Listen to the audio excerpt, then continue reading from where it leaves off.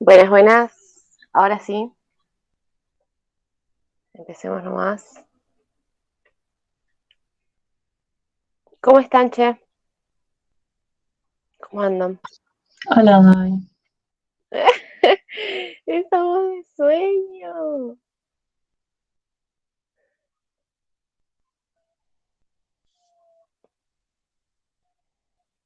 Chicos, no puede ser, o sea, no es tan temprano tampoco, ¿vieron? O sea, no fui tan mala. Al grupo anterior lo llamé a las 8 de la mañana. Yo digo, no, los del cursado los voy a llamar más tarde porque son más vaguitos. 10:30 de la mañana. Igual están cansados. ¿Cómo lo supo? Eh, Es que ya están muy cerca del final los otros chicos, entonces están para todo, digamos. Bien, ahora, ¿qué estudiamos en la semiología cardiovascular? Sí, vamos a estudiar el pulso arterial, siempre, siempre el pulso arterial va a ser nuestro mejor amigo en el examen del aparato cardiovascular. Siempre vamos a palpar el pulso, sea lo que sea que estemos en el examen del aparato cardiovascular. ¿Sí?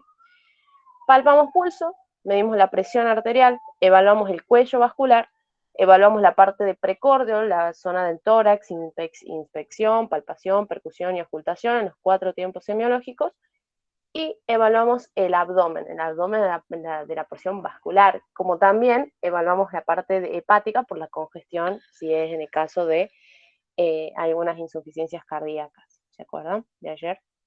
Bien, empecemos con el pulso, con el pulso arterial. Hay varias definiciones, una la que dieron en la teórica que me parece extensísima, que es que el pulso arterial se percibe como una expansión de la pared arterial sincrónica con los latidos del pulso, ¿sí? Los latidos cardíacos, perdón. Eh, la expresión se debe a la distensión de la pared arterial originada por la descarga sistólica del ventrículo izquierdo en la aorta y su transmisión por los vasos periféricos. Chicos, es larguísima esa definición, no les van a pedir así.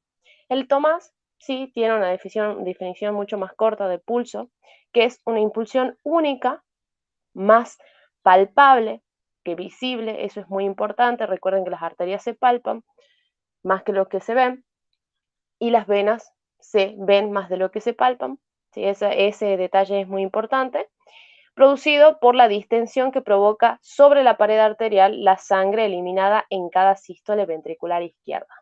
Esa definición, si bien la tienen que saber, la pueden saber así tal cual lo dice el Tomás, yo les puse esta definición que me parece la más adecuada para entender lo que es el pulso, que básicamente cada vez que medimos el pulso, o sea, cada vez que evaluamos el pulso, estamos viendo la expresión de la sístole del ventrículo izquierdo, ¿sí? Es la expresión de la sístole del ventrículo izquierdo, o sea, evaluamos el pulso, estamos evaluando la capacidad de eyección ventricular izquierda. Así de simple, ¿sí? Eso es el pulso arterial. Ahora, esto es para que les quede para siempre, para todo el examen cardiovascular. ¿Por qué? Yo les dije que el pulso arterial va a ser nuestro mejor amigo en todo el examen físico cardiovascular. Entonces, nosotros tenemos que saber esta regla que es algo que toman mucho en los exámenes, y es saber que todo aquello que coincide con el pulso arterial coincide con el primer ruido cardíaco, con el choque de punta, con el latido yugular negativo.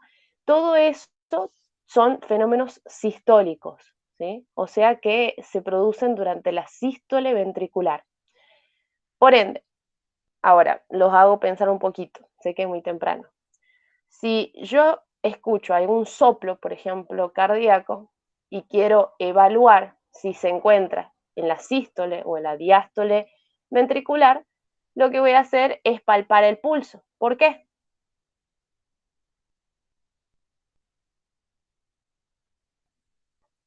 Porque si el soplo coincide al pulso, va a ser sistólico. Bien, excelente, ¿sí? Quiero que se queden con eso de acá hasta cuando terminen semiología, ¿sí? Todo aquello que coincide con el pulso arterial es sistólico. Todo aquello que coincide, que ya lo vamos a ver más adelante, con el pulso yugular negativo o latido yugular negativo es sistólico. Todo aquello que coincide con el cierre asincrónico de las válvulas aurículo-ventriculares, o sea, el primer ruido, es sincrónico. Choque de punta es sincrónico con el pulso arterial y es sistólico. ¿Bien? Sigamos un poquitito. Ahora, ¿dónde y cómo estudiamos el pulso arterial? Existen, y esto es cierto, esto lo dijeron en la teórica, existen tantos pulsos como arterias accesibles a la palpación. O sea, palpo un latido, ¿sí? Donde hay una arteria, perdón, superficial, es donde voy a palpar un latido, ¿bien? Pero nosotros elegimos la arteria radial para explorar y para estudiar todas las características del pulso. Todas las características lo estudiamos en la arteria radial. ¿Por qué? Porque es muy accesible, porque es superficial, como ven ahí, y se encuentra sobre un plano óseo. Entonces, fácilmente palpable y estudiable, ¿sí? La semiotecnia, básicamente, lo van a hacer, esto es más sencillo capaz. El paciente puede estar de cúbito dorsal o sentadito, pero preferentemente que el brazo se encuentre a la altura del corazón. Siempre, cuando también evaluemos la tensión arterial, preferentemente el brazo a la altura del corazón. Se busca el canal del pulso radial, que se encuentra entre el palmar mayor y el supinador largo, ¿sí? Ahí es donde se encuentra el canal del pulso.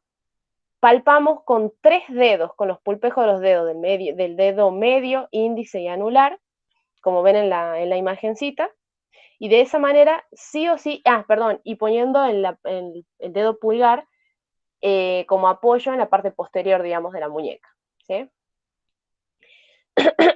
Para que tengamos un mucho mejor apoyo. Y ahí estudiamos todas las características del pulso, todas las características del pulso. Esto básicamente lo dieron la teórica simplemente para saber que la morfología del pulso tiene una onda ascendente, ¿sí? Una cúspide, que es lo que palpamos, ¿sí? Y una onda descendente.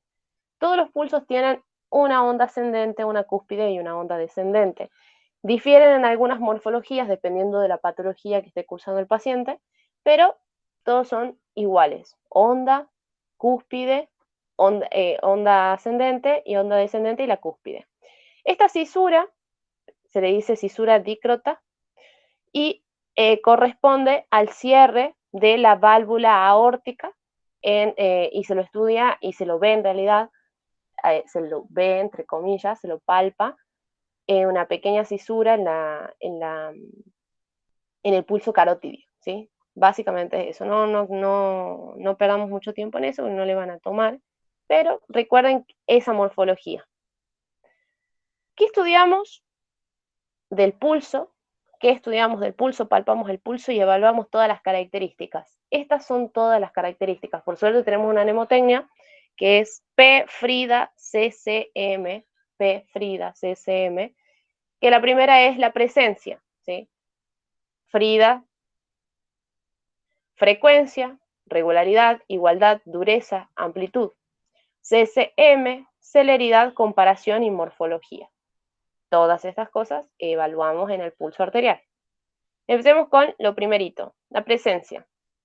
Siempre tiene que estar presente, claramente. Si no está presente, si hay ausencia de pulso, puede ser porque, por ejemplo, tengo una obstrucción.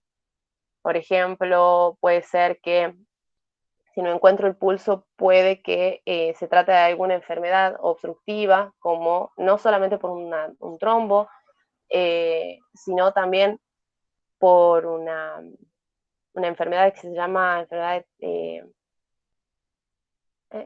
no me está saliendo la enfermedad. Es una enfermedad autoinmunitaria, ¿sí? Que genera vasculitis principalmente de las arterias de mayor calibre, ¿sí? Esta vasculitis va engrosando básicamente la pared y produciendo esta desaparición de pulsos al final, digamos, periféricos, ¿sí? Otra cosa que puede suceder es que justo nos toque una persona que tenga anatómicamente, o sea, que la arteria pase por otro lado, o sea, una variación anatómica, ¿sí?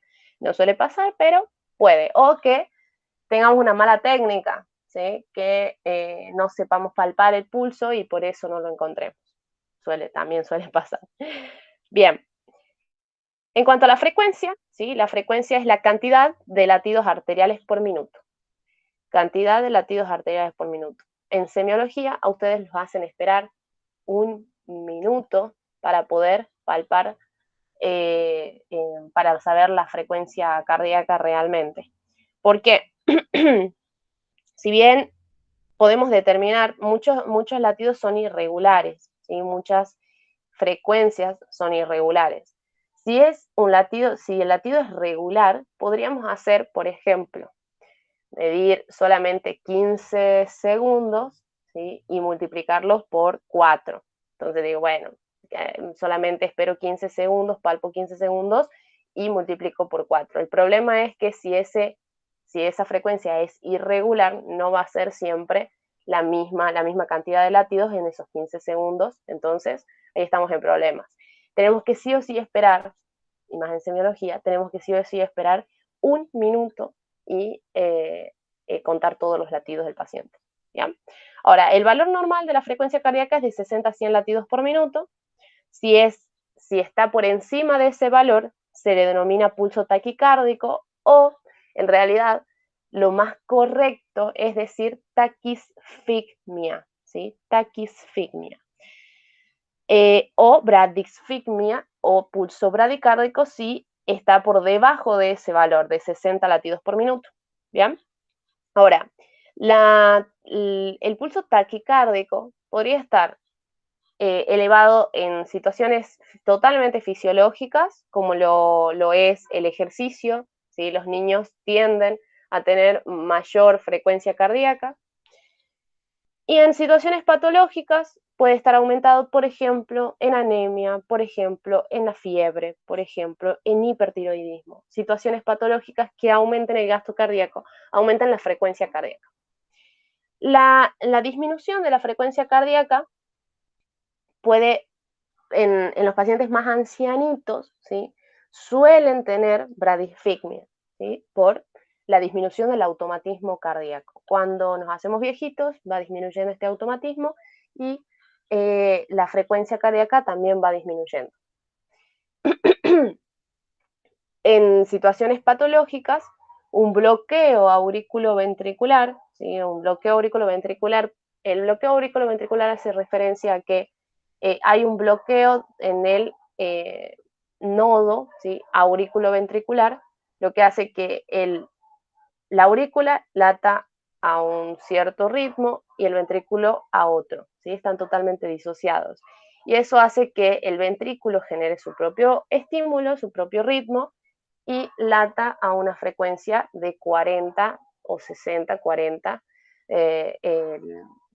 latidos por minuto. ¿Sí? A eso se denomina bloqueo auriculoventricular. No les van a preguntar tan así, pero por si acaso lo dieron como ejemplo en la teórica sin explicar.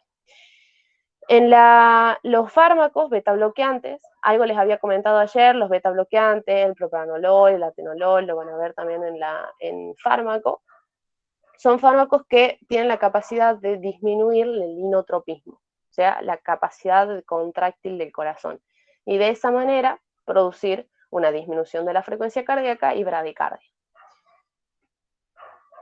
Ahora y entramos a la parte capaz que es como más importante, una de las más importantes de la parte del pulso, que es evaluar la regularidad y la igualdad del pulso. La regularidad hace referencia, acá, vamos a hacer un poquitito más grande, al espacio de tiempo, ¿sí? Que separa cada latido. O sea, el espacio de tiempo que separa cada latido, yo tengo el latidito aquí, ¿sí? En cada impulso, si yo palpo, debería tener la misma distancia entre pulso y pulso. Entonces, esto se denominaría, si es igual esa distancia, un latido regular, ¿sí? Una frecuencia regular. Pero si es irregular, quiere decir de que no siempre tienen la misma distancia, ¿sí? Y ahí sí es un latido irregular. ¿Bien? Un pulso, perdón, irregular. Ahora, la igualdad hace referencia a las alturas de las ondas pulsátiles, o sea, esto, que todas las ondas tengan la misma altura. ¿Bien? Si estamos hablando de que son todas iguales, decimos que el pulso, ¿sí?, tiene la característica de que son las ondas pulsátiles todas iguales. Pero si no, decimos que el pulso es desigual cuando tienen diferentes alturas. ¿Bien? Ahora, ¿en qué situaciones voy a encontrar? Vamos a hablar simplemente de dos situaciones fisiológicas y patológicas que generan una desigualdad e irregularidad fisiológica y patológica. Desigualdad, recuerden, todas las ondas no tienen la misma altura, ¿sí? E irregular, que no siempre son todas al mismo, o sea, no están todas separadas por el mismo espacio de tiempo. Nosotros tenemos una desigualdad de irregularidad fisiológica durante la inspiración y la expiración. Si tuvieron la oportunidad de esto de ver en fisiología, muchísimo mejor, lo van a entender más rápido. Pero nosotros tenemos que el pulso tiene unas características, ¿sí?, de que es bradicárdico en expiración y con ondas mucho más amplias, grandes, mayores ondas en expiración, ¿sí? Y en inspiración las ondas son más pequeñas y taquicárdicas, o sea, que aumenta la frecuencia cardíaca, son muy pequeñitas en inspiración y en expiración son mucho mayores.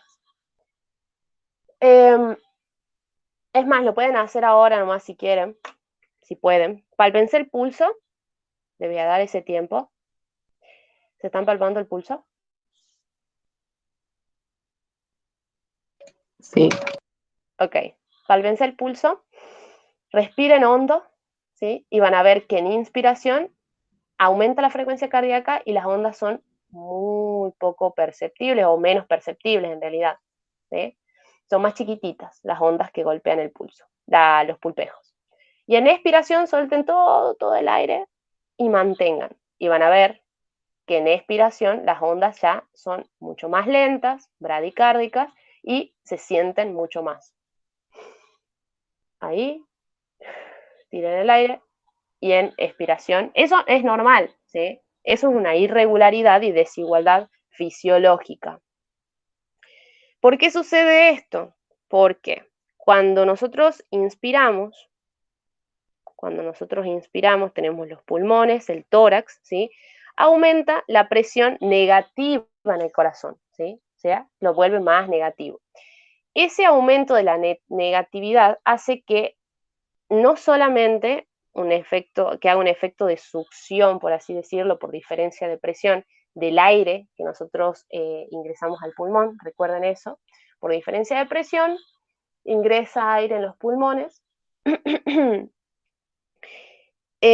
También lo que va a hacer en este caso este aumento de la presión negativa es aumentar el retorno venoso al corazón, ¿sí?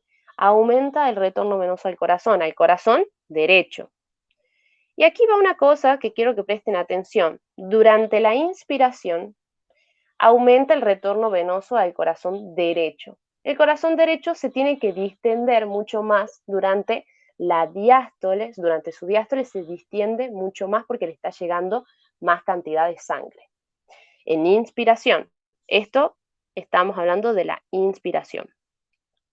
Cuando si el corazón se distiende, el corazón derecho tiende a desplazar un chiquitín el tabique interventricular hacia el lado izquierdo para distenderse, dejando una cavidad mucho mayor en el corazón izquierdo para que pueda llenarse correctamente y suplir lo que le está llegando, el aumento, digamos, del retorno venoso a ese corazón. ¿Van bien hasta ahí?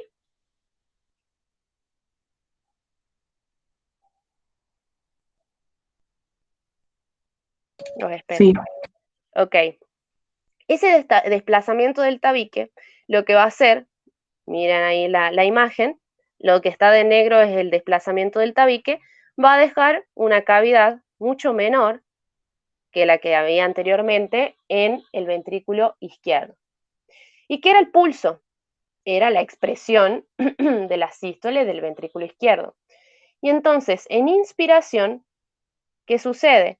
El corazón eyecta menor cantidad de sangre, ¿sí? Mucha menor cantidad de sangre, y aumenta su frecuencia cardíaca porque el corazón y la cavidad que quedó para llenar, ¿sí? Está mucho menor, mucho más disminuida durante la inspiración. ¿Se entiende eso, no?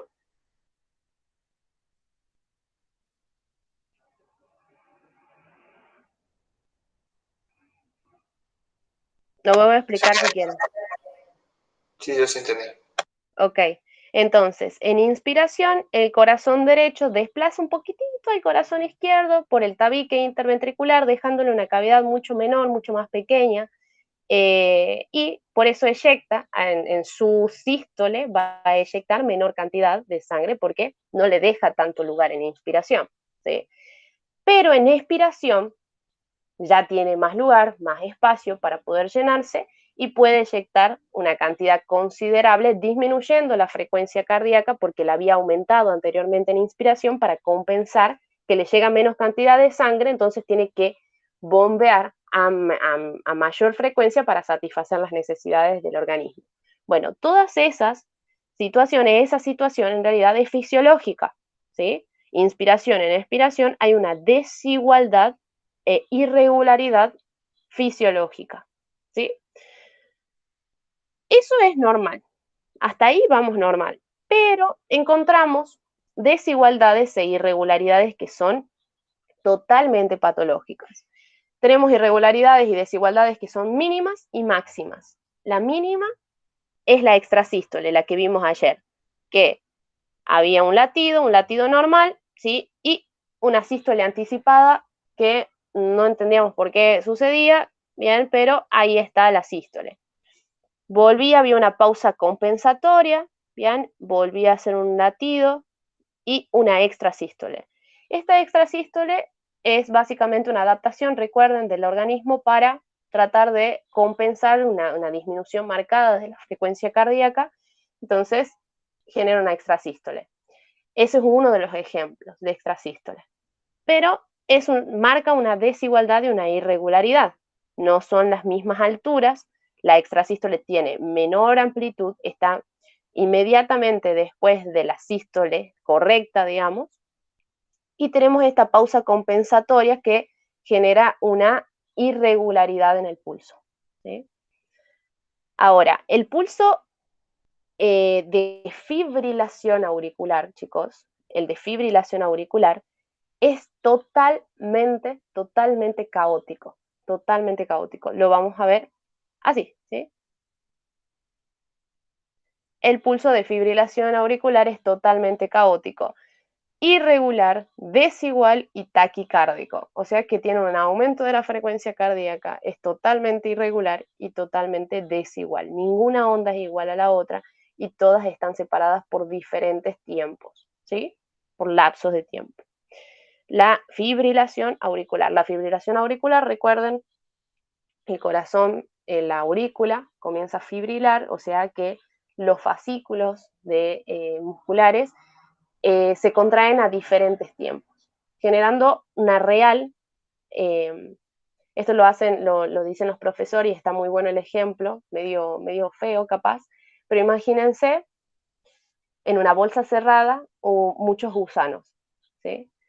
Que, disculpen si están desayunando, que se mueven de manera asimétrica, ¿sí? Que le da ese aspecto. No hay una sístole correcta en la fibrilación auricular, eso tienen que saber, ¿sí? Nada más. Bien. Ahora, este es un ejemplo de pulso regular y desigual. O sea que está separado, por el mismo lapso, ¿bien? Cada latido está separado por el mismo lapso, pero miren la diferencia de las ondas. Es totalmente desigual. A eso se le denomina pulso alternante. Pulso alternante lo vamos a ver en insuficiencias cardíacas severas, donde el volumen sistólico eyectado no siempre es el mismo. Si bien es regular, o sea que se da siempre el latido, la sístole al mismo tiempo, no siempre se eyecta la misma cantidad de sangre. Por ende, no siempre va a ser la misma cantidad de sangre y la misma altura de la onda pulsátil. ¿Se entiende eso? A eso se denomina pulso alternante, pulso desigual, irregular, característico de la insuficiencia cardíaca severa. Severa. Y ahora vamos acá y vamos a la parte que capaz es la parte más complicada de entender. Pero ahora que les expliqué lo anterior, lo van a entender mucho mejor. ¿Qué es el pulso arterial paradojal? El pulso arterial paradojal es una exacerbación de un fenómeno fisiológico, ¿sí? No es fisiológico normal, es un fisiológico suficiente. En una situación patológica cardíaca como taponamiento cardíaco o una patología respiratoria que aumente la presión intratorácica. Presten atención aquí. Este pulso, ¿qué es paradójico para ustedes? Algo contrario.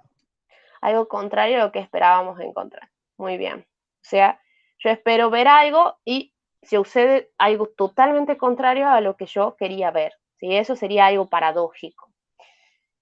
En este caso, ¿sí? Les había dicho que el pulso arterial paradojal se distinguía. Espera un segundo. Voy a borrar esto.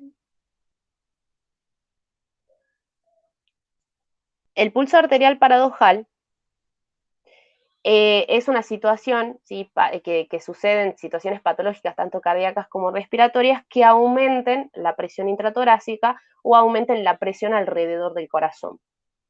En el taponamiento cardíaco, o en las pericardiopatías en realidad, supongamos que esto es un taponamiento cardíaco, donde el corazón, ¿sí? Alrededor del corazón hay líquido. O sea, recuerden que era el taponamiento cardíaco, la irrupción brusca de líquido a nivel de las hojas del pericardio, produciendo una falla diastólica en el corazón. El corazón no se puede distender correctamente, ¿sí? No se puede distender correctamente, generándole una cierta presión, por supuesto.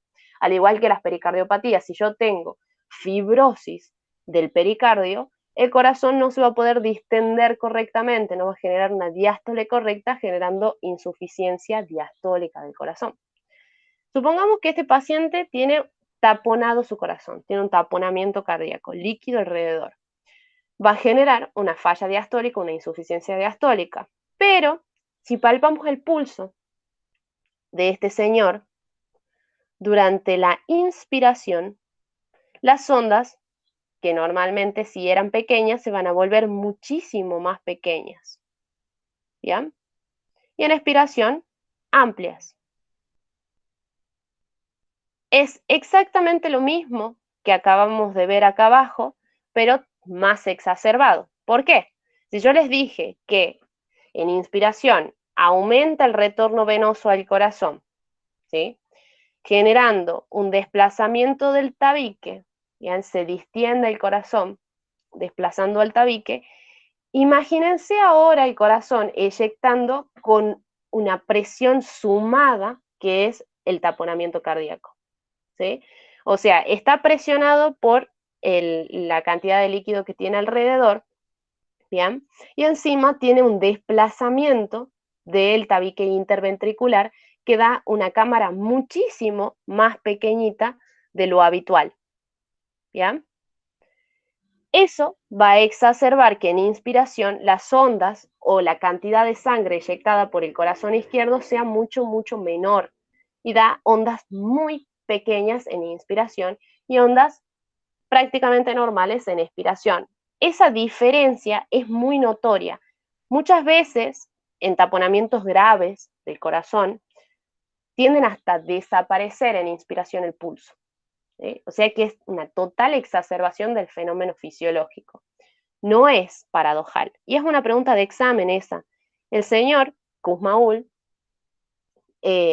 dijo que en taponamiento cardíaco se decía que el pulso era paradójico, cuando paradójico es una respuesta contraria a la que esperábamos. Esto no es contrario, ¿sí?, a lo que esperábamos, por eso se le dice mal llamado paradójico, porque es una exacerbación de un fenómeno fisiológico, ¿sí? ¿Se entendió eso? Yo sí. ¿Los demás? Es Sí, sí. importante que lo Sí, entiendan. ahí. Ok. Ahora, eso es ya vamos, cuando veamos pericardiopatías, cuando las veamos mejor en realidad, vamos a ver que una de las preguntas de exámenes es cómo va a estar el pulso en una pericardiopatía, cómo va a estar el pulso en un taponamiento cardíaco, cómo va a estar el pulso en una pericarditis constrictiva, que hace exactamente lo mismo, genera una presión adicional en el corazón, no dejando, digamos, que se distienda correctamente.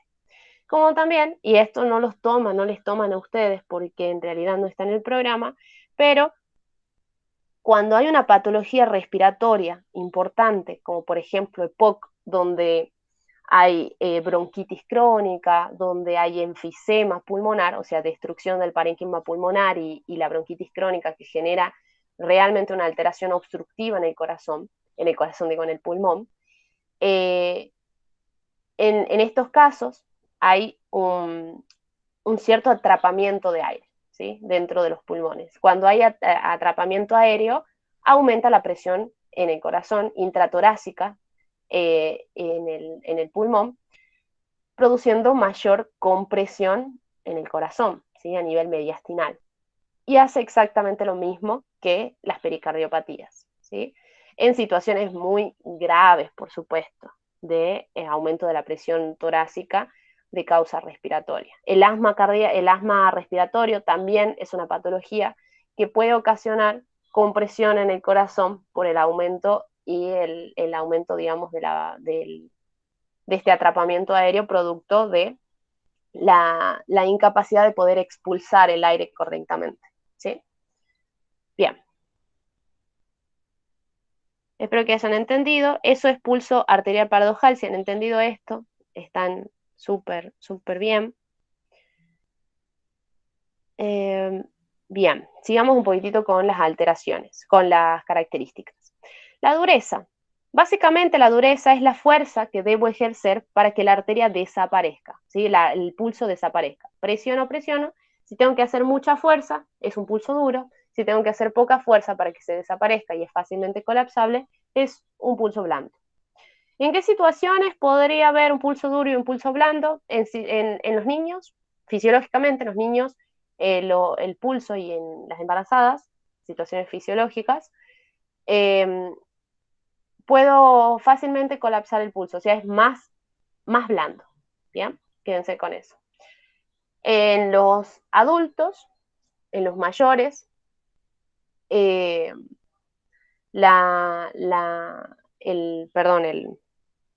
pulso es mucho más duro. Pero en situaciones patológicas, como un shock, por ejemplo, insuficiencia vascular periférica, donde no está llegando capaz, supongamos que tengo una gran hemorragia y disminuye la volemia, el pulso va a ser muy blando, fácilmente colapsable, fácilmente colapsable. En cambio, cuando estemos hablando, son extremos, no sé si se darán cuenta, cuando estemos hablando de pacientes hipertensos, de larga data, con arteriosclerosis, ¿sí? La arteria es dura, realmente dura, ¿no? Y es difícil colapsar, si bien sentimos el pulso, pero no lo podemos colapsar fácilmente, porque las paredes arteriales están engrosadas, importantemente engrosadas. Bien, la amplitud. La amplitud, ya vimos en realidad la regularidad e igualdad, pero la amplitud hace referencia a la altura de la onda pulsátil solita, ¿sí? O sea, hay pulsos que son altos o amplios y pequeños o parvus. Esto hace más que nada referencia a la presión diferencial. La presión diferencial esto sí lo vieron en fisiología, nosotros teníamos una presión sistólica o máxima, ¿sí? ¿Que cuánto era más o menos en la óptima? 120. Muy bien, 120 milímetros de mercurio. Y la presión diastólica, o mínima, era óptima, ¿no? 80 milímetros de mercurio.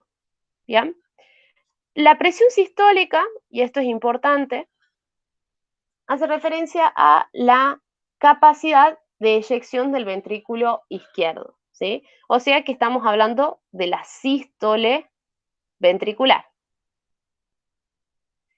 Y la diastólica hace referencia a la resistencia que ejercen las arterias, las paredes arteriales, ante la eyección del ventrículo izquierdo. O sea que es la resistencia periférica arterial. Cuanto más separadas, ¿sí? La presión diastólica es la diferencia entre la presión sistólica, ¿sí? Y la presión diastólica. Esto es la presión diferencial. Cuanto más separado estén estos valores, mayor va a ser la presión diferencial. Cuanto más juntitos estén estos valores, de 180, 120, 80 milímetros de mercurio, cuanto más se acerquen estos valores, menor va a ser la presión diferencial. La presión diferencial es directamente proporcional, digamos, a la amplitud del pulso. Cuanto mayor sea la presión diferencial, más alta va a ser la onda pulsátil, ¿sí? Cuanto mayor sea la presión diferencial. Y cuanto menor sea la presión diferencial, el pulso va a ser mucho más pequeño. Quédense con eso por ahora, ¿sí? Lo van a entender mejor y más en la parte de valvulopatías. Entonces, decimos que cuando un pulso es pequeño, ¿sí? Cuando un pulso es pequeñito, hace referencia a que hay una disminución de la eyección ventricular, o sea, una disminución del volumen sistólico. Entonces, eso va a hacer que disminuya. Al disminuir la sistólica, va a acercar estos valores, disminuyendo la diferencial, y el pulso va a ser mucho más pequeño, poco amplio. Un pulso amplio es cuando hay un aumento de la presión diferencial, por ejemplo, que tenga una gran cantidad de sangre que el corazón esté eyectando por alguna patología. Una dilatación ventricular va a hacer que el corazón en ese momento eyecte una cantidad enorme de sangre y produzca un aumento de la presión sistólica, tiende a disminuir la presión diastólica o la resistencia periférica para poder soportar la cantidad de volumen que se está eyectando, y eso hace que la presión diferencial sea enorme, produciendo un pulso amplio. En este caso, y el que acabo de decir, es el de la insuficiencia aórtica. Es una valvulopatía que genera sobrecarga de volumen en el ventrículo y el ventrículo eyecta una gran cantidad de sangre, haciendo que el pulso sea extremadamente palpable. ¿Sí? Bien. Eso, ahora sí, esta maniobra que les van a preguntar en algún momento, y le van a preguntar más que nada cuando vean insuficiencia aórtica, esta valvulopatía que acabo de nombrar, que es la maniobra del martillo de agua. La maniobra del martillo de agua es simplemente para saber si lo que estoy palpando, digo, a ver, palpo el pulso radial y digo, es un pulso amplio, realmente es un pulso amplio, no es algo que yo lo he palpado varios pulsos y digo, no, este es amplio, es un pulso amplio. ¿Cómo hago para determinar si ese pulso amplio no se trata de alguna otra patología y no sea, o descartar, digamos, que se trate de una insuficiencia aórtica? La insuficiencia aórtica es una valvulopatía que genera un pulso muy palpable, que golpea la mano, chicos, o sea, es muy palpable y produce que todos los pulsos periféricos que nosotros vemos latan, ¿sí? Les late todo el cuerpo, por ese aumento exagerado de la presión diferencial. Entonces, si encontramos un pulso amplio, lo que vamos a hacer, y ahora usen la imaginación, porque no lo estamos haciendo a las maniobras, colocamos la mano en el antebrazo del paciente, ¿sí? Normalmente, chicos, no deberíamos sentir el pulso arterial a ese nivel, excepto que sean muy flaquitos, puede ser que sí, pero normalmente no deberíamos percibir en el antebrazo cuando está el paciente de cúbito dorsal, y siempre recuerden el brazo que se encuentra en el plano del corazón. Ponemos la manito, abrazamos con las manos en el antebrazo, y lo que vamos a hacer es elevar el miembro con rapidez, ¿sí? De esa manera vamos a rectificar la arteria radial en este caso, vamos a rectificarla, y en ese momento normalmente debería desaparecer esa impulsión de la arteria, ¿sí? O sea, explicamos de nuevo mejor. Palpo un pulso amplio, ¿sí? Palpo un pulso amplio y digo, ¿puede ser esto insuficiencia aórtica? Sí, puede ser insuficiencia aórtica porque lo palpo y lo palpo muy fuertemente en la parte del antebrazo, ¿cierto? Pero puede tratarse de otras patologías que generen un aumento de la presión diferencial, no tan exagerada como la insuficiencia aórtica, pero lo hacen, como la anemia, como la insuficiencia hepática, ¿sí? Generan pulsos amplios.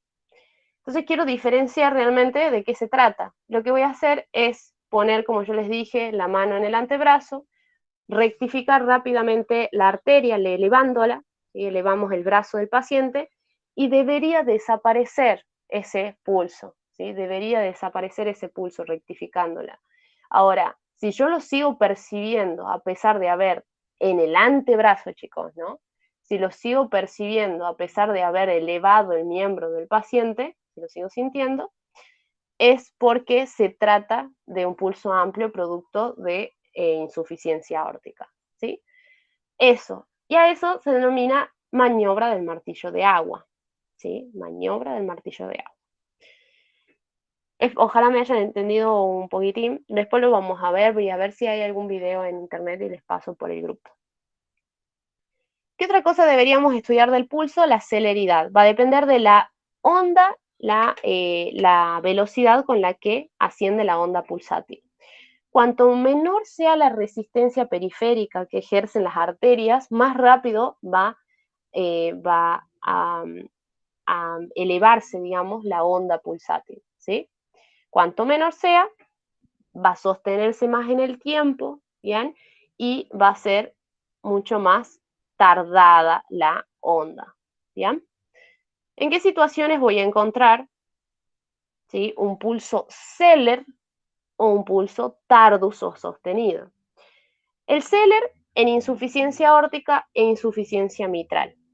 Cuando hay sobrecarga de volumen por estas dos patologías que vamos a ver después, ¿sí? Quédense ahora que estas dos patologías generan una sobrecarga de volumen en el ventrículo izquierdo y eyectan una gran cantidad de sangre en cada sístole.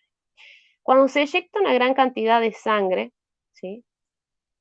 Una gran cantidad de volumen, disminuye la presión, la resistencia periférica para no dañar a la vasculatura. Es una simple adaptación del organismo y poder soportar la cantidad de sangre que le está llegando. Disminuye la resistencia periférica y al disminuir, imagínense que las arterias se resisten menos al impulso y hacen que esa onda pulsátil se eleve con gran velocidad, ¿sí? Entonces voy a tener un pulso Zeller, ¿sí? Rápido, Zeller. Lo voy a hacer como lo identificamos como un piquito.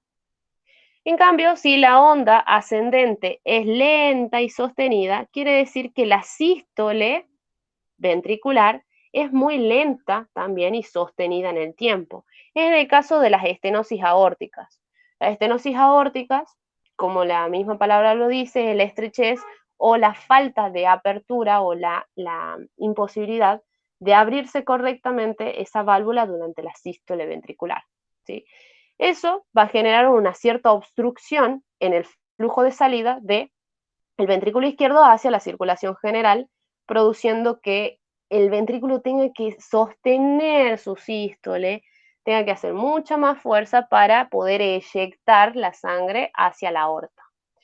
Y se identifica en el pulso también, ¿bien? Al comienzo, el corazón tiene que hacer una sístole bien marcada y sostenida para poder eyectar. Y lo vamos a palpar en el pulso. Pulso pequeño y bien sostenido en el tiempo. ¿Sí?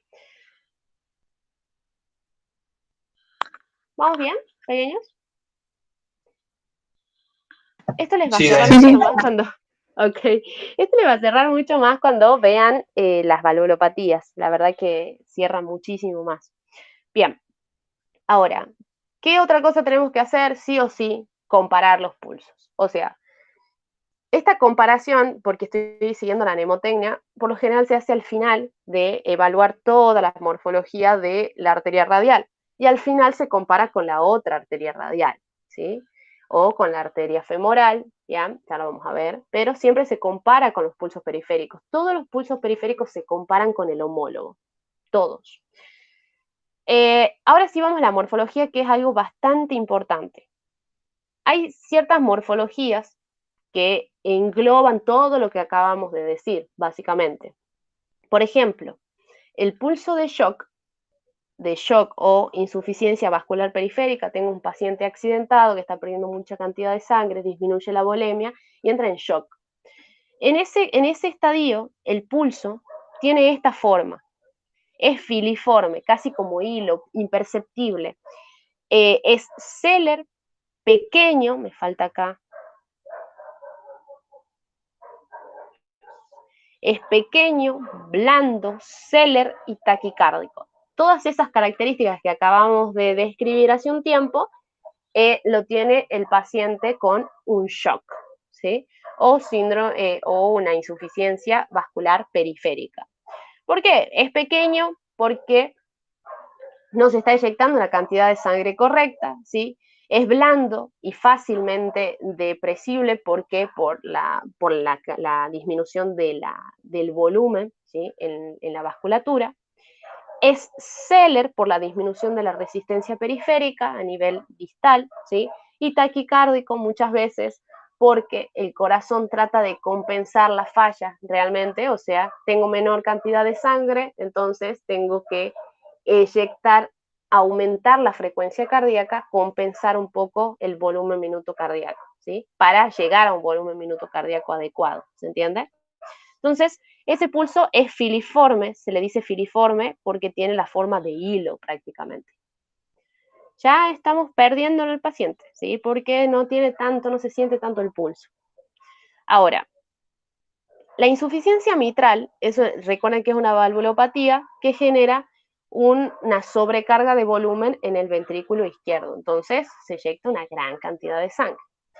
Pero la insuficiencia mitral tiene la característica de que a pesar de que genera una sobrecarga de volumen en el ventrículo izquierdo, por la insuficiencia mitral, lo voy a explicar acá rápidamente para que me sigan. Esta es la mitral, o sea, tenemos las válvulas auriculoventriculares, la que estoy dibujando acá en esquema es la mitral. La insuficiencia mitral, ¿sí?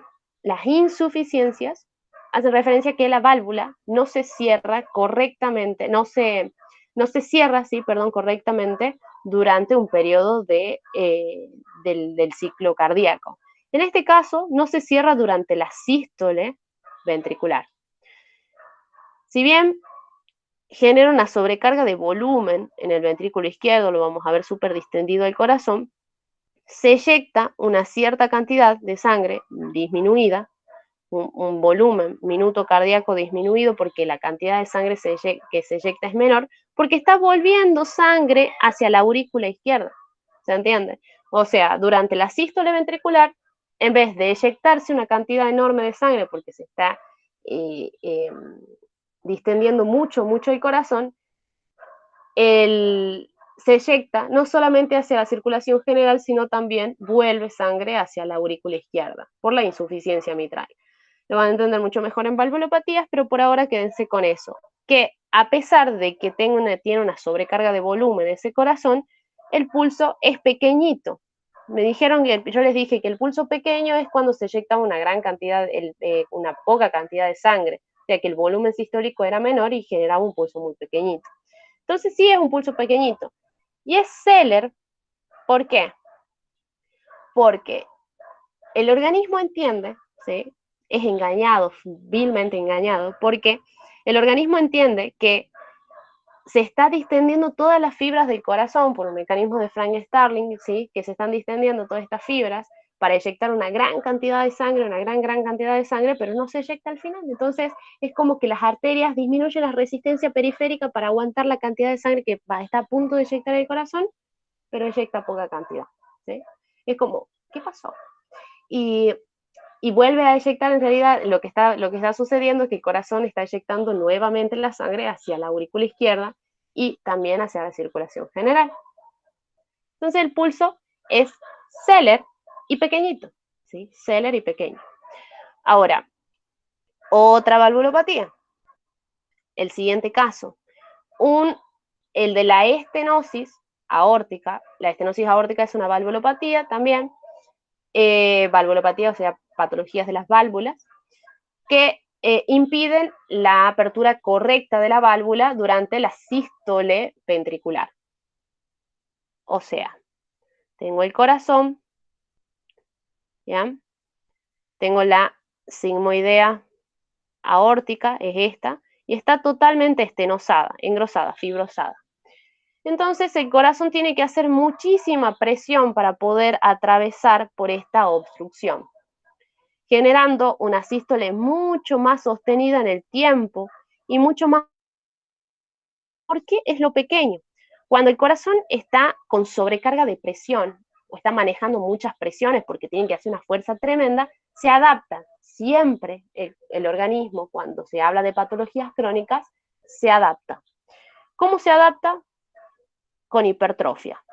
O sea, esto lo van a ver mejor en anatomía patológica, pero el corazón, como cualquier situación, si tengo que hacer mucha más fuerza, aumento los músculos para poder ejercer más fuerza. Entonces se hipertrofia, aumenta la cantidad de músculo, dejando una cavidad muchísimo más pequeña en el corazón. Al dejar una cavidad mucho más pequeña en el corazón, disminuye el volumen sistólico. Y por eso el pulso es pequeño. Y es sostenido en el tiempo porque tiene que, hasta que vence la obstrucción, recién se eyecta esa cantidad de sangre, ¿sí? Por eso el pulso es pequeño o parvus, también se le dice, pequeño parvus es lo mismo, y sostenido o tardado en el tiempo, tardus. Parvus y tardus, pequeño y sostenido, es lo mismo. Bien, insuficiencia aórtica, otra valvulopatía. La insuficiencia aórtica, me dirán ustedes, es la incapacidad de que la válvula sigmoidea aórtica se cierre correctamente durante la diástole ventricular. ¿Por qué? Esa válvula en la diástole debería estar cerrada para que se genere el llenado ventricular, pero no, está abierta esa válvula durante la diástole ventricular. Y eso va a generar una sobrecarga, sin duda, está volviendo sangre desde la aorta hacia el ventrículo, produciendo esta dilatación gigante del ventrículo, ¿sí? Quédense como que realmente es muy grande la dilatación que genera la insuficiencia aórtica. Y acá sí sucede lo anterior, lo que les venía diciendo. Se va a eyectar una gran cantidad de sangre, entonces el organismo trata de disminuir la resistencia periférica, las arterias disminuyen la resistencia periférica para poder albergar la cantidad de sangre que se está a punto de eyectar, que realmente se eyecta, para no dañar a la vasculatura. Quédense como que es un método adaptativo del organismo para poder soportar la cantidad de sangre eyectada. Entonces, por un mecanismo de Frank-Starling, ¿sí? Se distienden mucho las fibras del corazón, se eyecta una gran cantidad de sangre y disminuye la resistencia periférica para poder soportarlo. Ahora, les digo yo, por lo que estamos viendo hasta ahora, aumenta la sistólica, ¿sí? La presión sistólica, o sea, aumenta la máxima porque se está eyectando una gran cantidad de sangre. Y disminuye la resistencia periférica, o sea que disminuye la diastólica. ¿Cómo estaría la presión diferencial? Aumentada. Muy bien, súper aumentada, bien, súper aumentada. El valor normal de la presión diferencial es de 40 a 70 milímetros de mercurio, o sea que la diferencia entre estas dos presiones debería ser entre 40 y 70 milímetros de mercurio. Cuando es más de eso, se habla de un pulso amplio, ¿sí?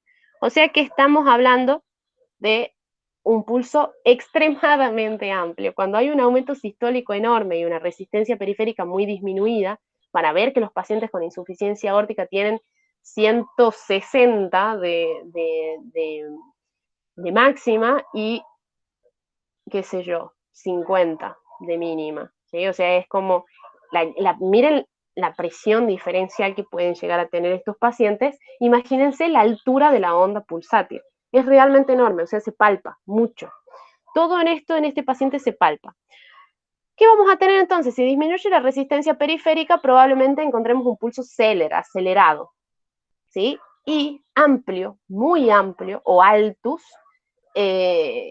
por el aumento de la presión diferencial, ¿sí? Ahora, ¿tiene otros nombres? Sí, tiene otros nombres, tiene varios nombres en realidad. Lo pueden decir como pulso magnus, al pulso de insuficiencia aórtica, porque es enorme, saltón, porque realmente es como si salta, ¿sí? Se nota demasiado, o pulso de Corrigan. El pulso de Corrigan, también la anterior,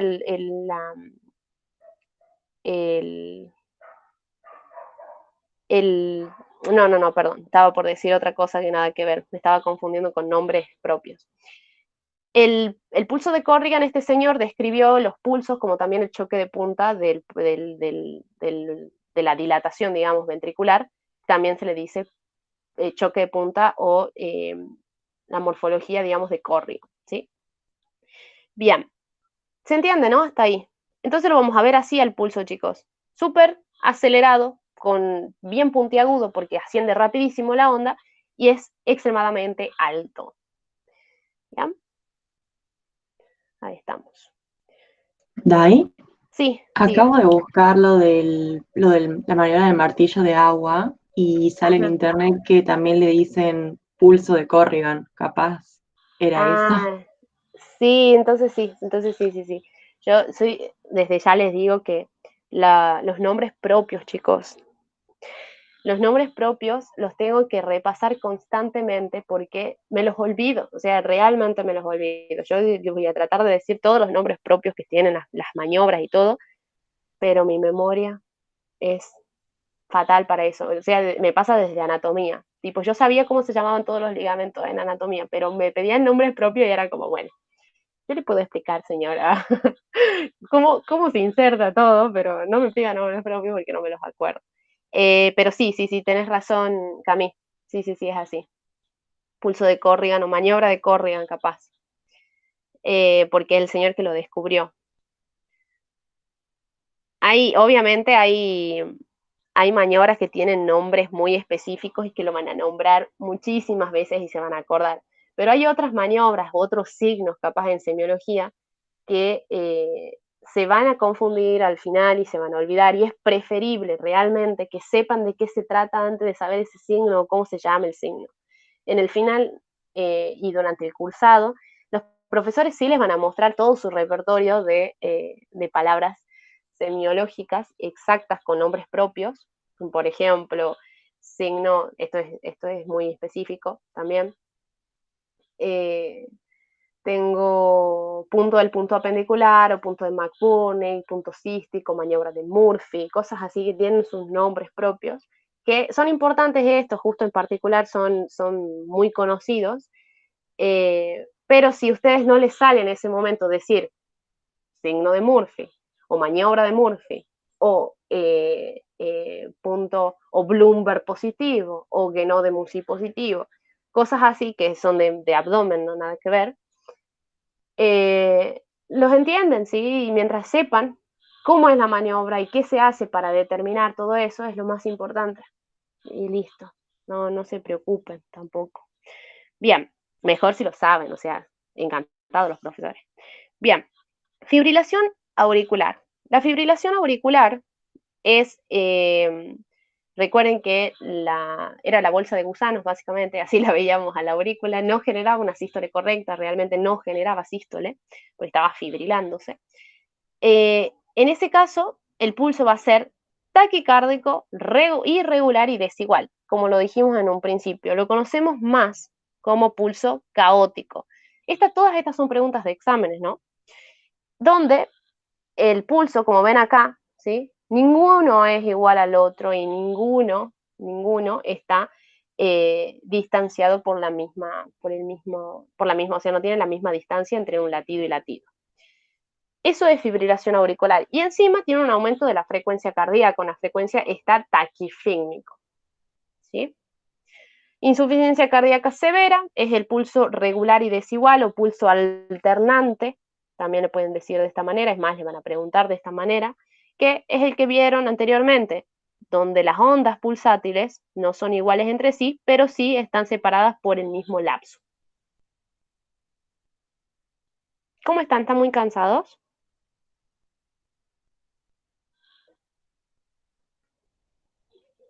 ¿Sale break de 5 minutos? Como quieran, me da igual. A mí también me da igual como quieran. Quedas vos, Cami. Por 3. Ok, listo. Sigamos entonces. Los pulsos periféricos, como les había comentado, sí se los evalúa y son extremadamente importantes. ¿Se acuerdan la patología que nosotros vimos ayer de claudicación intermitente, de obstrucción arterial crónica? Acá es donde necesitamos evaluar todos los pulsos porque podría haber una obstrucción. ¿Qué se estudia de los pulsos periféricos? Se estudian si están presentes, si las ondas son iguales, ¿sí? Y también si es igual al otro pulso homólogo, o sea, los comparo. Comparo siempre, si estoy palpando el pulso radial de un lado, voy a palpar del otro al mismo tiempo para ver si las ondas entre los miembros superiores son iguales. La mnemotecnia es PIS, ¿sí? Presencia, igualdad y sincronía. Si son presentes, si son iguales y si son sincrónicos, si se dan al mismo tiempo. ¿Bien? Ahora, tenemos un montón de arterias. Vamos a empezar por esta señorilla. La arteria temporal, ¿sí? La arteria temporal se localiza sobre la musculatura del temporal, ¿sí? Simplemente. Ustedes, esa arteria tiene importancia, pero adaptativa, más que nada, porque no sé si alguna vez han tenido cefalea. La cefalea, esa de tensión, la cefalea que cuando están súper estresados les sucede.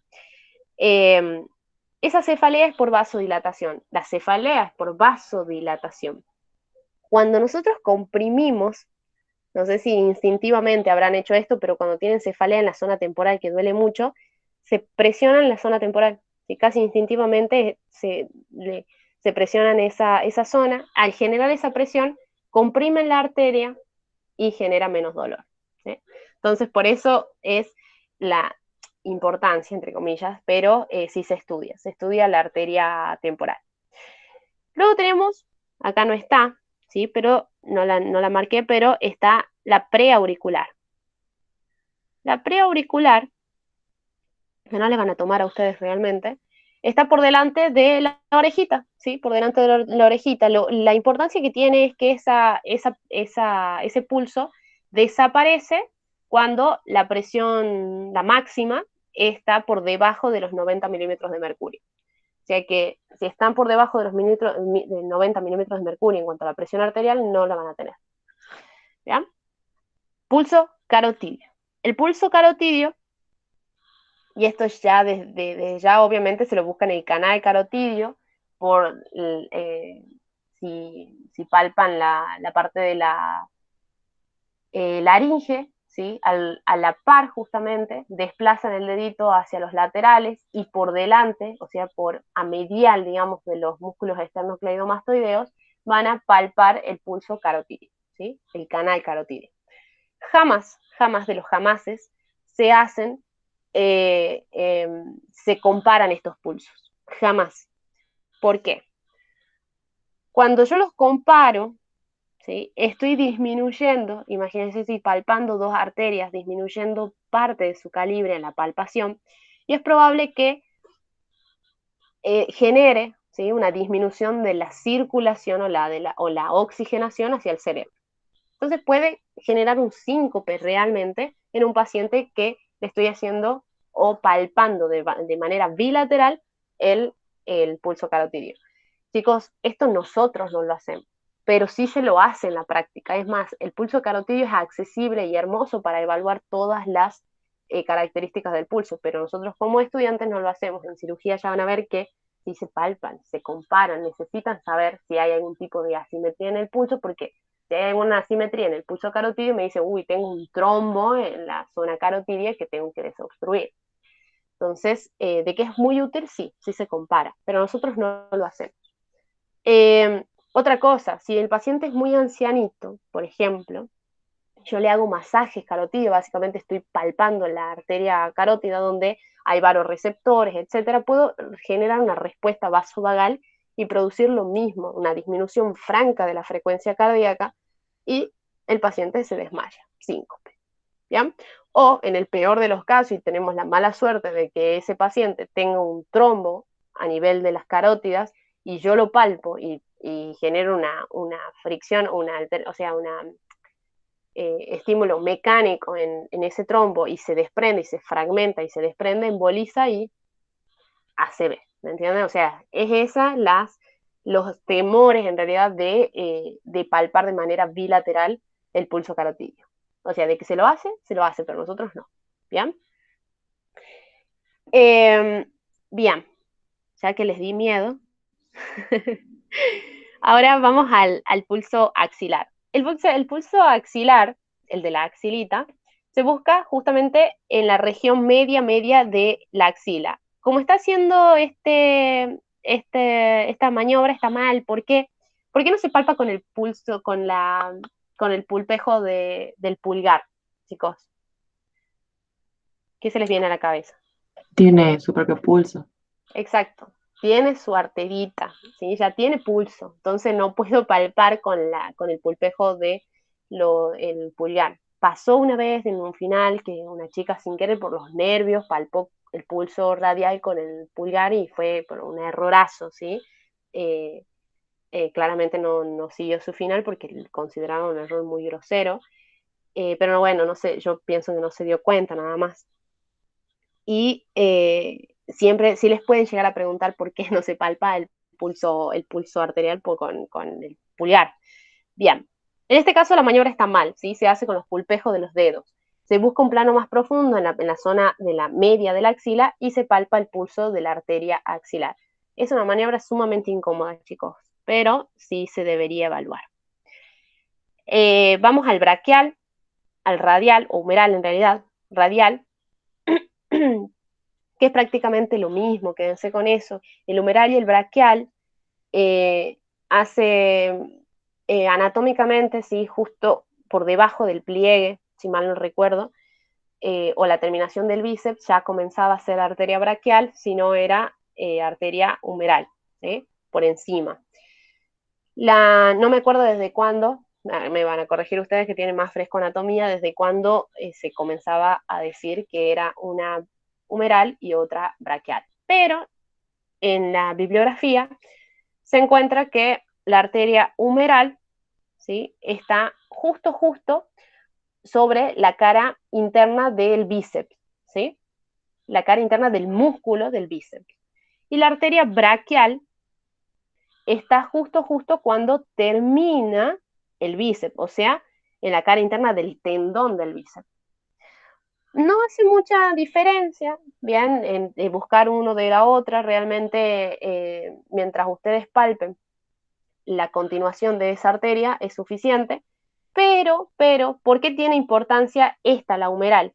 Porque aquí es donde se va a poner el, el brazalete, digamos, del tensiómetro, ¿sí? Sobre la arteria humeral. Por eso simplemente es para que los nombran.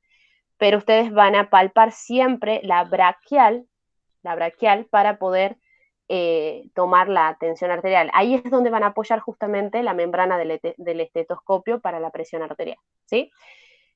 Ahora, el pulso radial ya lo recontra conocemos, es a donde vamos a evaluar toda la morfología del pulso, ¿bien? La arteria femoral, chicos, o crural, ¿bien? Eh, la arteria femoral o crural se encuentra justo a la mitad de la arcada crural, ¿bien? Por la pelvis. Es más, lo pueden hacer, lo pueden buscar ustedes mismos.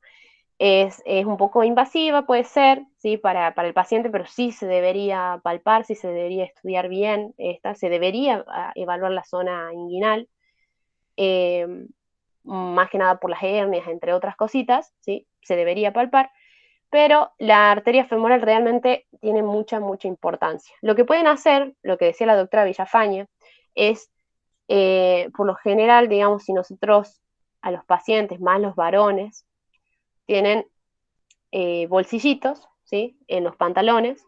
Estos bolsillitos, ¿sí? Nosotros si palpamos, o sea, metemos la mano en el bolsillo para no ser tan invasivos capaz, y también nosotros siempre recuerden con guantes, si metemos la manito en el bolsillo podemos llegar a palpar el pulso arterial. Lo mejor es que el paciente, recuerden, esté sin ropa, o sea, que se baje los pantalones, cualquiera. Bien, ese es el femoral. La arteria poplitea, ¿sí? La arteria poplitea se la puede palpar en el hueco popliteo justamente, pero el paciente puede estar o de cúbito dorsal o de cúbito ventral, o sea, de pancita o boca arriba, básicamente. En decúbito dorsal, o sea, boca arriba, se le pide al paciente flexionar, ¿sí? Flexionar la pierna y de esa manera tratar de buscar el hueco popliteo.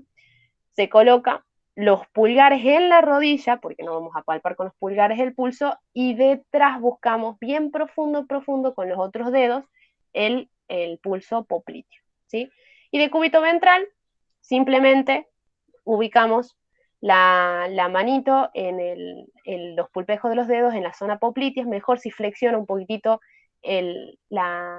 no, debe flexionar, perdón, la pierna para que sea más depresible el hueco popliteo. ¿Bien? A ver, bien. Yo creo que nada más de la arteria poplitea. Vamos al tibial posterior y eh, el pulso pedio, ¿sí? O dorsal del pie. Pulso pedio. Quédense con eso, el pulso pedio, así le van a preguntar a ustedes. Estas son preguntas de exámenes súper frecuentes, chicos. ¿Dónde se encuentran el pulso tibial y el pulso tibial posterior y el pulso pedio? Eh, el tibial, el tibial posterior, como ven acá y está señalado, lo vamos a encontrar por detrás del maleolo interno, ¿sí? Por detrás del maleolo interno, ustedes pueden ir palpando los pulsos, no sé si lo están haciendo, se pueden ir palpando los pulsos para ir localizándolos. El tibial posterior, ahí lo vamos a encontrar. Y el pedio lo vamos a encontrar en el primer espacio interóseo del pie, o sea, por encima del dedo gordito, el dedo hallux. Ahí es donde lo vamos a encontrar al pulso pedio. Búsquenlo, porque son importantes, son muy importantes por las alteraciones vasculares periféricas predominantes en Argentina, o sea, diabetes, hipertensión, principalmente diabetes, que generan alteraciones en la macrovasculatura y obstrucciones distales. Entonces sí o sí se debería evaluar. Recuerden, y desde ya el famoso pie diabético. ¿Ya? Creo que nada más. Otra pregunta que les pueden hacer es, si yo tengo presente no tengo presente, perdón, este pulso, ¿sí? El tibial posterior no está presente, no lo encuentro, pero sí encuentro el pulso pedio del mismo paciente, ¿no? De la misma piernita. ¿Qué podría estar pasando? ¿Por qué tengo el tibial posterior ausente y el pulso distal, el pedio, presente? Una pregunta súper tramposa. Malos. ¿Qué piensan? Porque está tomando mal el pulso, no sé. Eso sí puede ser, ojo, está bien, te lo recontracepto. Manquenme un segundo. Hola. Papi, ¿necesitas algo? Sí, disculpen, ¿no?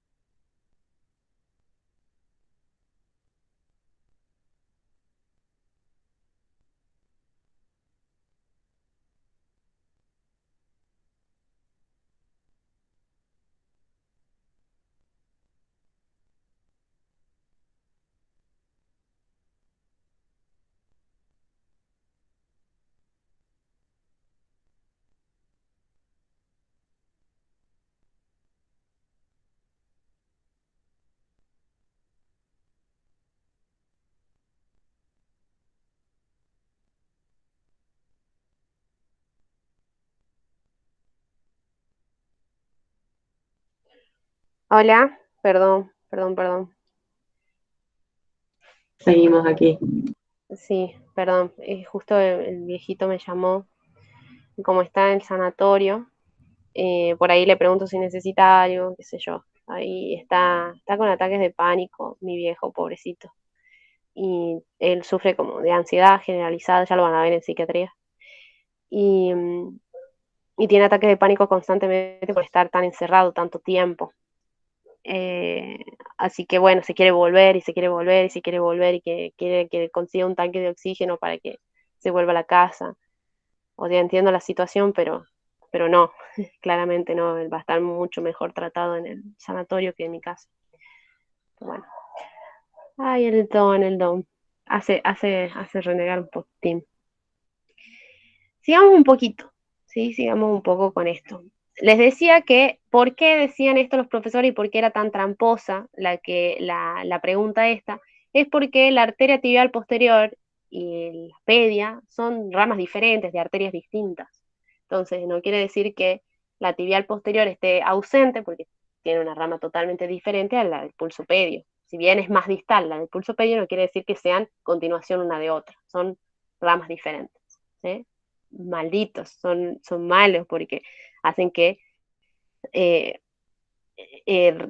volás 50 años antes anatomía para poder volver a la irrigación. Y acá simplemente son las maniobras que veníamos haciendo, ¿ya? A esto es el aórtico, ¿sí? Lo vamos a ver en la parte de abdomen. Sí es muy importante evaluarlo porque pueden haber aneurismas en la aorta que no se debería palpar en personas muy flaquitas.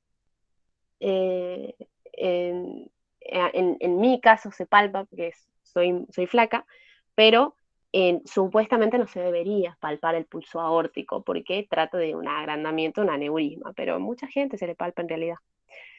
Bien. Y acá están todos, ¿sí? Acá está el femoral, bien, ahí palpamos en la arcada crural, ahí vamos y lo buscamos, ven que tienen que bajarle un poquitito, en este caso el boxer, ¿sí? del paciente, para poder evaluar con exactitud esta arteria, ¿sí? Este es el popliteo, esto es lo que yo les decía hace un ratito, ¿ya? Flexionar y buscar en la parte posterior el pulso pedio, acá en el primer espacio interóseo, el pulso tibial posterior, ¿sí? Recuerden que son ramas diferentes y por eso que esté ausente uno no quiere decir que el otro, que sea raro que el otro esté presente. El pulso cubital, el pulso radial. El pulso cubital no se lo suele tomar porque sí es perceptible si nosotros vamos a planos más profundos, pero es más perceptible el pulso radial, simplemente por eso. ¿Ya?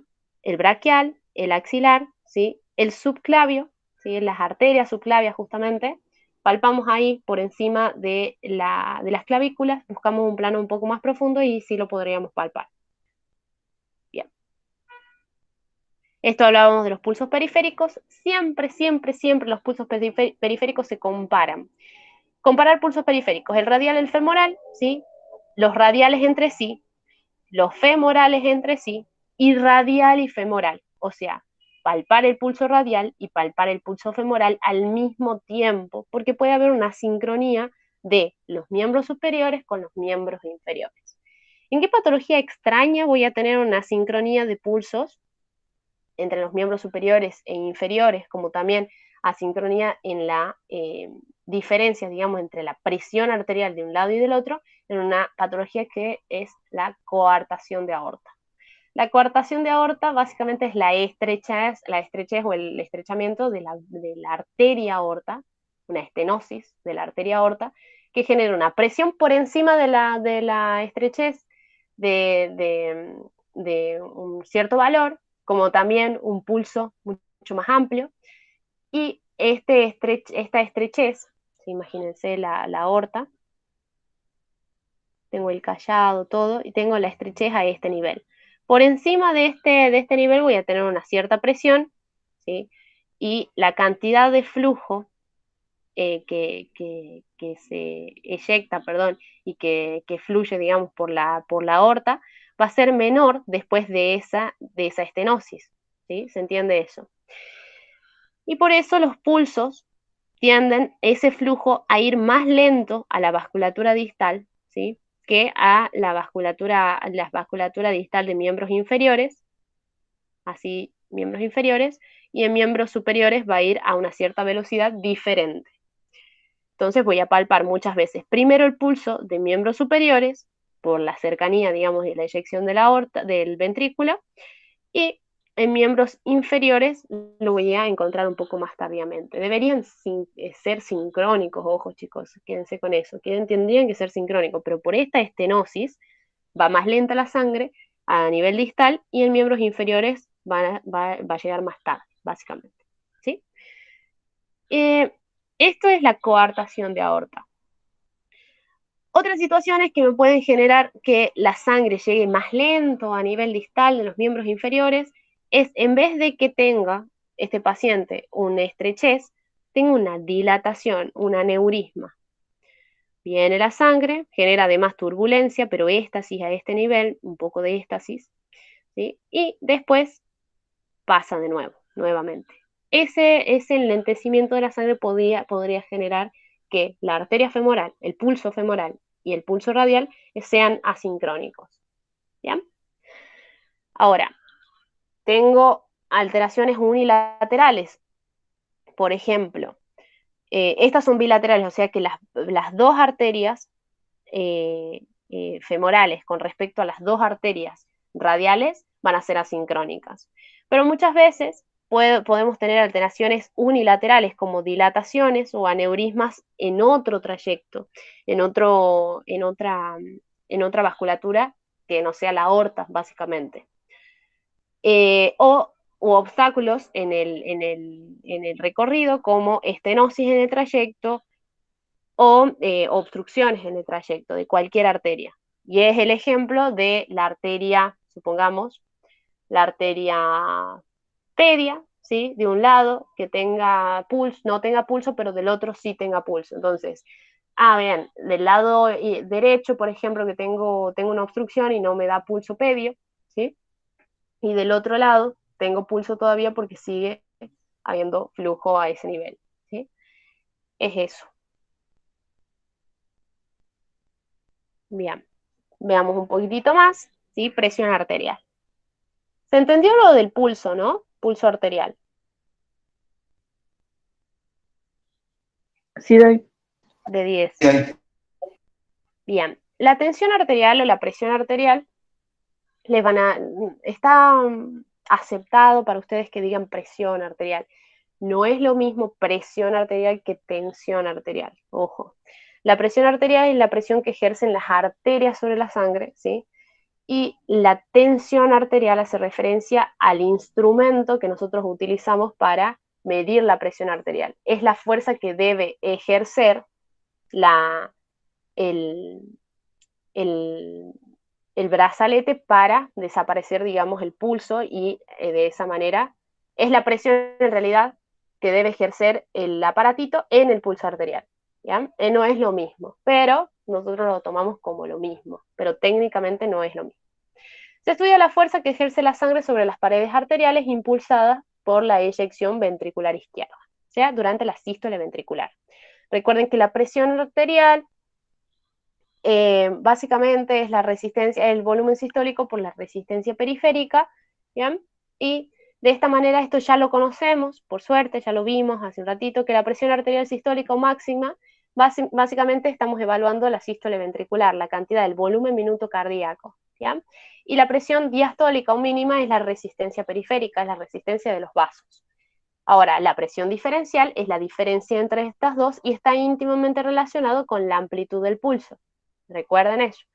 Entonces, el valor normal de esa amplitud, de esa presión diferencial, es de 40 a 70 milímetros de mercurio.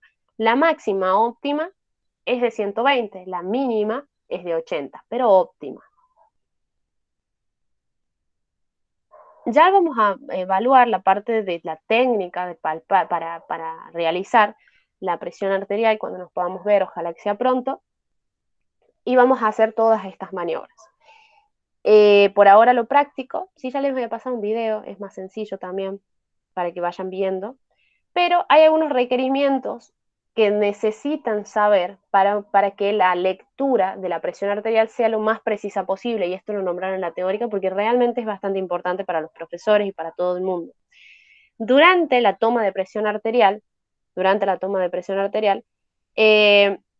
no debería conversar, hablar el paciente, tiene que apoyar el brazo a la altura del corazón, preferentemente eso siempre, a la altura del corazón el brazo cuando evaluamos el pulso radial, colocar el manguito en el brazo sin ropa porque la ropa suele generar realmente alteraciones en la presión que no es mucha, pero si nosotros sumamos todas estos faltas, digamos, si faltan algunos de estos requerimientos y los sumamos entre sí, podría haber un gran error en la toma de presión arterial. que esto es bastante importante, ¿sí? Usar el tamaño del manguito adecuado. O sea, el brazalete, ¿sí? Hay distintos brazaletes para niños, para adultos, para gente obesa, donde el brazalete debería cubrir por lo menos el 40%, o sea, la parte neumática, ¿sí? Debería tapar, digamos, el 40% de la circunferencia del brazo. Si no, no es correcto, ¿sí? No vamos a tomar medidas erróneas. Apoyar siempre los pies, no cruzar los pies, no cruzar las piernas, eso es muy importante. Eso genera un aumento de la presión. Tener la vejiga vacía, ¿sí? Hace referencia más que nada que si me estoy haciendo pis, estoy más nerviosa, aumento la frecuencia cardíaca, aumento la presión arterial y voy a tener un aumento de la presión arterial porque no estoy yendo al baño. ¿Bien? Apoyar la espalda sobre el espaldar, ¿sí? Nada más.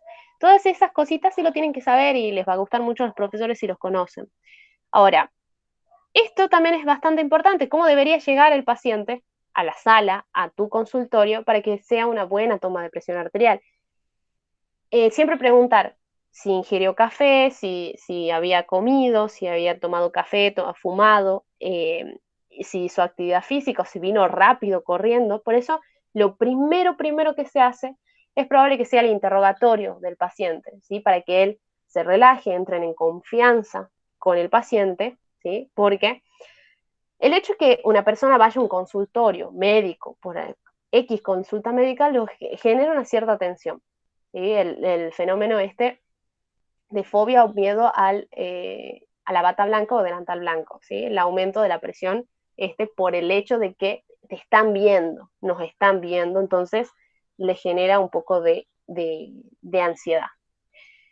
¿Puede haber fallas por eso? Sí, sí puede haber fallas por eso, realmente existen. Entonces tenemos que entrar en confianza con el paciente, después tomar la presión arterial. Ahora, nosotros vemos en semiología que siempre se toma y hacemos examen físico general, examen físico especial, y vamos así de a poquito y al segmentario, cabeza y cuello, después respiratorio, cardiovascular. Bueno, no es así, tan así. Nosotros lo primero que debemos hacer en el examen físico de un paciente es tomar la presión arterial, tomar la temperatura, ver la escala de Glasgow, ¿sí? Evaluar la frecuencia cardíaca y la frecuencia respiratoria. Son parámetros vitales que deberíamos evaluar primero en el examen físico. Ahora los segmentamos de esta manera para que sea lo más ordenado posible, pero recuerden eso, ténganlo en cuenta. Bien. Eso nada más, ¿sí? Que tenga la vejiga vacía, por supuesto, que esté tranquilo, ¿sí? Que esté tranquilo. Y esto es bastante importante porque son definiciones que sí les van a tomar. La presión arterial es el aumento de la tensión sistólica, diastólica o ambas por encima de los 139,89 milímetros de mercurio, que se constató no menos en 3 tomas sucesivas en diferentes días. Si tengo este valor 139 por encima, perdón, de 139,89 mililitros de mercurio, recién puedo decir, este paciente tiene hipertensión arterial, es hipertenso, pero puede ser esporádico porque hay un aumento de la presión arterial, por ejemplo, cuando hacemos ejercicio, cuando el paciente viene súper estresado, puede haber ese aumento de presión arterial. Por eso es que no tiene que ser en más de 3 tomas sucesivas en días diferentes, que venga la semana siguiente o durante la semana 3 veces, o una vez por semana durante 3 semanas, ¿bien? O sea, tenemos que seguir evaluando y cada vez que el paciente venga y tenga presión alta, digo, bueno, este señor es hipertenso. Hipotensión arterial. La hipotensión arterial son las cifras por debajo de los 110,70 milímetros de mercurio y se considera a un paciente en shock periférico, en shock en insuficiencia circulatoria periférica, cuando la sistólica o la máxima disminuye de los 80, o sea, están por debajo de valores de 80 milímetros de mercurio.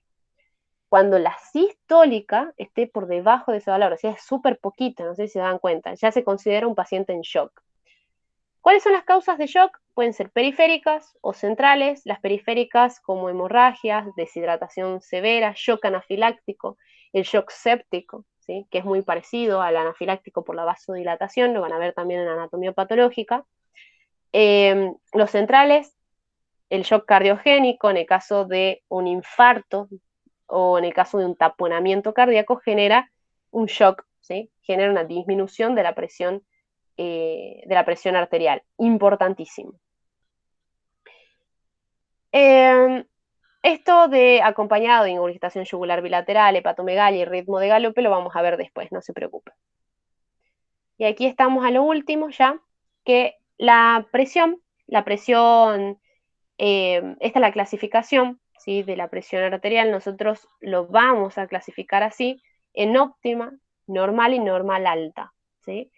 Por la óptima es 120-80 milímetros de mercurio, ¿bien? La normal sería de 120 a 129 milímetros de mercurio la máxima, 80 a 84 milímetros de mercurio la mínima. La normal alta o borderline, ¿por qué le decimos así? Porque está a un paso de la hipertensión arterial, es la de 130 a 139 milímetros de mercurio como máxima y 89, o sea, 85-89, la mínima o diastólica. A ese punto es donde decimos, ok, este paciente lo tengo que evaluar más seguido porque está con una presión muy limítrofe o borderline. Y después de ese valor, cuando ya pasa ese valor, o sea, ya está en 140, ya decimos que ese paciente es hipertenso con una sistólica persistente. Persistente, recuerden la palabra persistente, que persiste en el tiempo esa presión arterial para decir, este paciente es hipertenso, ¿sí? Bien. El grado 1 de presión arterial lo vamos a dividir ya el paciente hipertenso, grado 1, grado 2 y grado 3. Lo van a ver muchísimo mejor en clínica esto, pero sí tienen que saber los valores normales. El grado 1 es 140, 159 milímetros de mercurio, 90, 99 milímetros de mercurio la diastólica. El grado 2, 160, ¿sí? 100, ¿ya? Hasta 179. Y después de los 180 milímetros de mercurio de sistólica se considera grado 3. Lo tienen que conocer estos valores, ahora no los nombro tanto para que no perdamos mucho tiempo.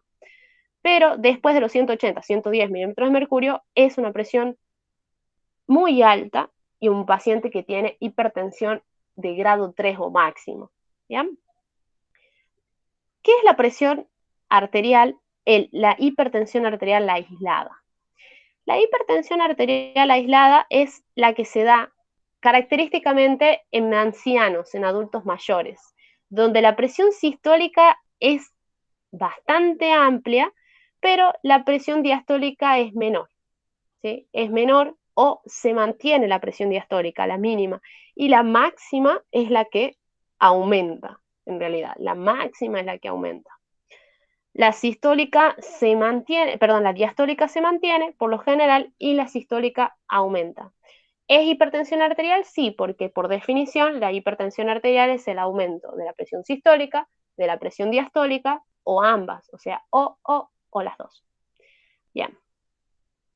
Y nada más, mis polluelos. Ahora les quiero agregar una cosa antes simplemente para que saquemos cosas del programa. Y es que cuando un paciente hipertenso con HTA, ¿sí? Tiene un estado de shock, ¿sí? O sea que está en un estado de shock, la resistencia periférica se va a mantener, ¿sí? La resistencia periférica se va a mantener porque el paciente hipertenso, una de las características es que tiene un aumento de la resistencia periférica por lo general, ¿sí? Tiene un aumento de la resistencia periférica, la vasculatura aumenta mucho, la resistencia se vuelve mucho más rígido y eso aumenta la presión arterial. Y la sistólica va a aumentar, ¿por qué? Porque el corazón, ante este aumento de la resistencia periférica, tiene que hacer mucha mayor presión. Entonces aumenta la presión sistólica. Bien, por eso es la presión arterial alta. Pero en los pacientes hipertensos, cuando están en shock, por ejemplo, o cuando tienen insuficiencia cardíaca, donde el volumen minuto disminuye, o el volumen sistólico, o sea, la presión sistólica disminuye la presión sistólica, va a disminuir solamente la presión sistólica. Disminuye la presión sistólica y se mantiene la resistencia periférica de los vasos. Y esto genera que el pulso sea el pulso muy pequeñito, una, ¿sí? Y otra, que a esta presión se le dice presión decapitada, ¿sí? Porque lo que estamos sacándole es lo máximo o lo mínimo, por eso imagínense la presión sistólica a la cabecita y el cuerpito, la presión sistólica y el cuerpito, la presión diastólica, ¿cierto? Le dicen decapitada justamente porque hacen que disminuya la presión sistólica, ¿sí? Y la presión diastólica se mantiene en los pacientes hipertensos. Lo van a escuchar, lo van a escuchar muy, muy seguido a ese término. Y nada más, mis pequeños, por ahora. Nos vemos la próxima clase, ¿sí? Vamos a tratar voy a tratar de hacer lo más resumida posible las clases para que podamos llegar al programa, como corresponde. Dai, Al integrador, sí. en lo último que explicaste dijiste que disminuye la presión sistólica y se mantiene la resistencia vascular periférica y que el O pulso sea, y que el pulso era pequeño, ¿verdad? claro, porque al ser, ¿te acordás que hablamos que el pulso es pequeño cuando disminuye la presión diferencial? ¿Sí? Entonces el pulso es pequeñito en un paciente con insuficiencia cardíaca, lo van a notar.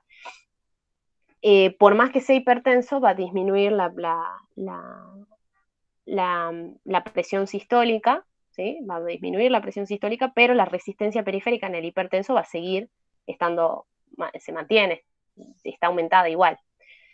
Y por eso es que se le dice presión decapitada. La presión arterial es decapitada. Disminuye la sistólica y se mantiene la diastólica. Y da además un pulso pequeñito por la presión diferencial. ¿Se entiende eso? Sí, sí, ahora sí, gracias. De 10. Perfecto. Bien, mis pequeños. Eso por el momento, porque si no es mucha info por ahora. Pero voy a tratar de hacerlo lo más resumida posible en las otras clases. Así llegamos bien.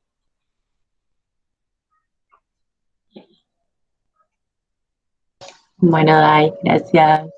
Bueno, ojalá les haya servido, che. Se haya entendido. Gracias, chao. Sí, Chao, Dai, chao. muchas gracias. Chao, Dai.